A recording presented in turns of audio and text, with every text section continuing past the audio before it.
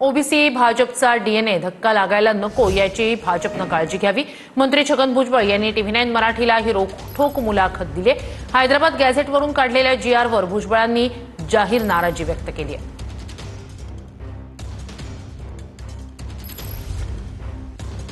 सगळे नेते म्हणतात की ओबीसी आमचा डीएनए आहे, हे सगळे म्हणतात. बरोबर की नाही? आता ते त्यांनी ध्यानात ठेवायला पाहिजे की त्यांच्या डीएनएला धक्का लागता कामा नये, हे त्यांनी सुद्धा काळजी घ्यायला पाहिजे.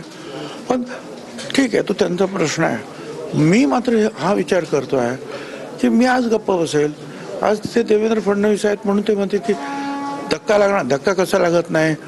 एखाद्या तुमच्या घरामध्ये इथे आता ऑफिसमध्ये 10 माणसं बसू शकतात, त्याच्यामुळे तुम्ही 10 माणसं आणखी घुसवली काय तर खुर्चीवरून भांडणं होणारच, जागेवरून भांडणं होणारच, अडचण होणारच. धक्का कसा? धक्का आपोआप लागतोच, काढायची आवश्यकता नाही. माणसं जास्त घुसवली की धक्का लागला. माझी नाराजी कोणा मंत्र्यांवर नाही आहे.